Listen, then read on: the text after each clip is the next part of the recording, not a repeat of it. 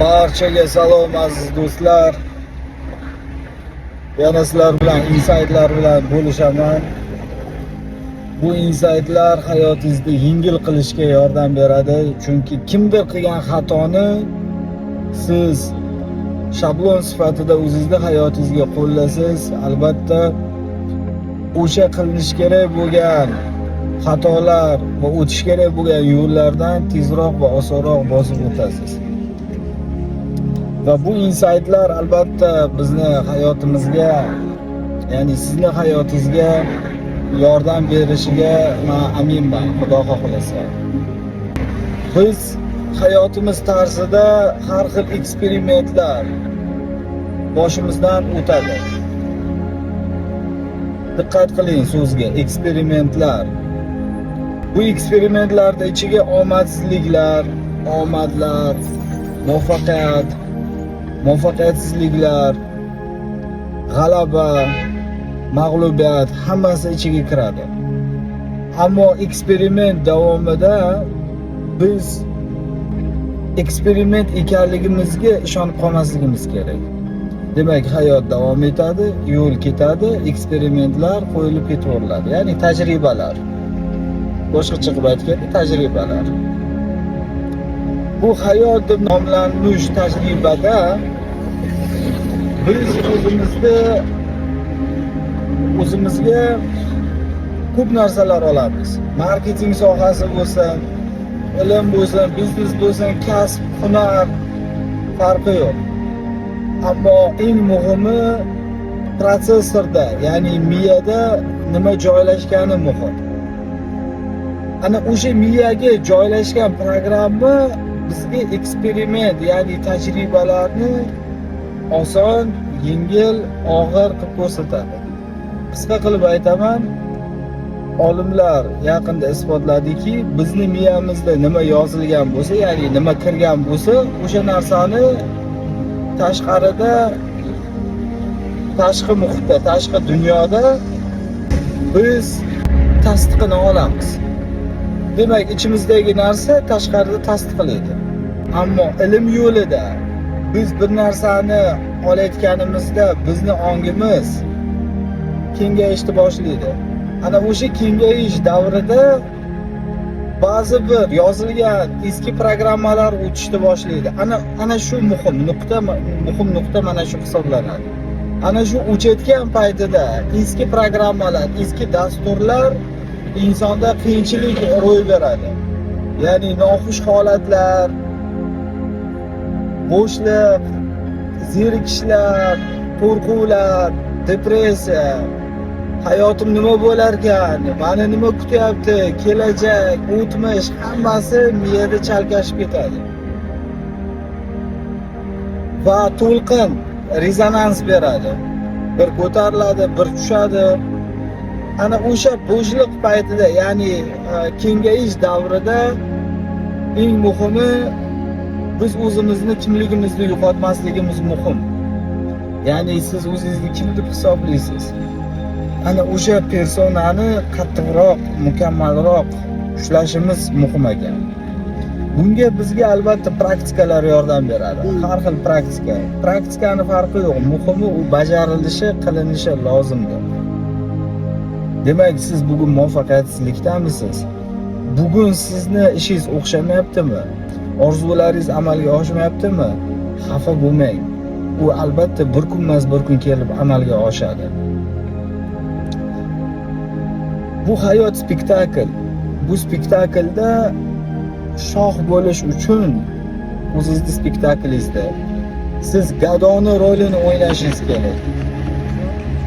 Siz muvaffaq bo'lishingiz uchun muvaffaqiyatsizlikka duch kelishingiz kerak. Ammo muvaffaqiyat ham, muvaffaqiyatsizlik ham bu siz emassiz. Bu shunchaki roldir. Siz undan balandroqsiz. Siz ulug'roqsiz. Ana shu narsani unutmasligimiz kerak. Hozir juda ham qiyin davrda turibmiz. Bu oson davrda guvohi bo'lmayapmiz.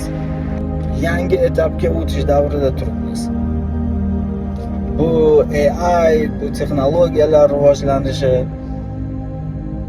bu eski etapdan yangi etapga o'tish bosqichi. Bu butun koinot o'zgaryapti, butun koinot. Tushunyapsizmi? Bu ko'zga ko'rinayotgan narsalariga biz guvoh bo'lib kelyapmiz. Ammo bu aysbergni cho'qqisi bu kichkina qismi, tepadagi ko'rinadigan qismi. Aysbergda pastki qismi bor, ko'zga ko'rinmaydigan qismi bor. Ana shu ko'zga ko'rinmaydigan olamda, dunyoda juda katta o'zgarishlar bo'lib o'tyapti.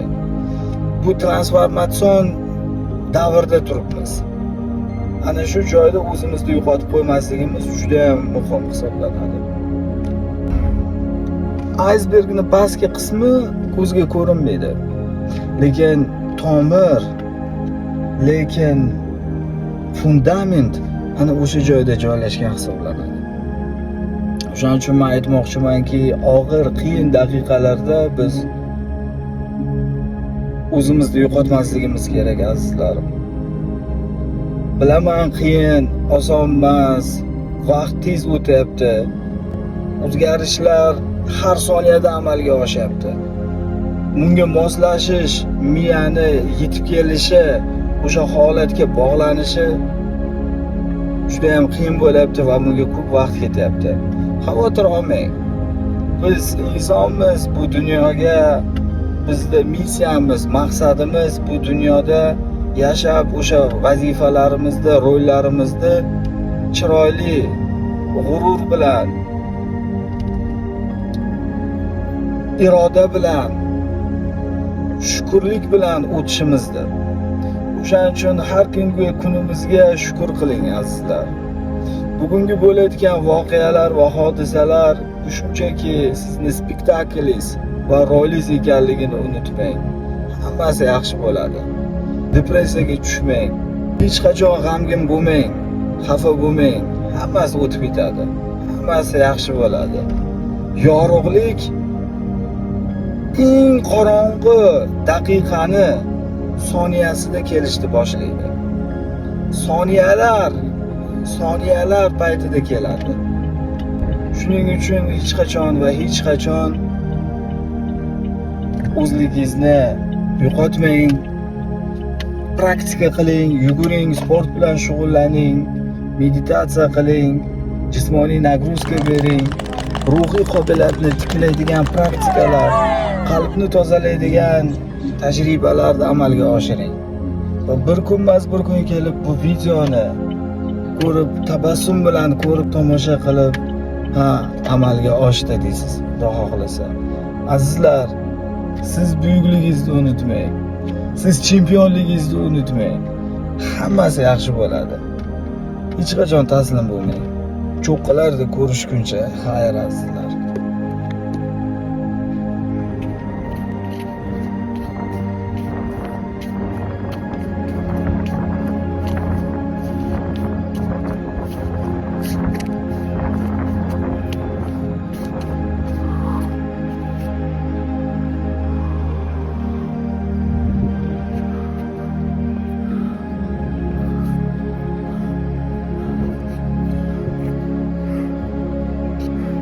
Judayam go'zal holat.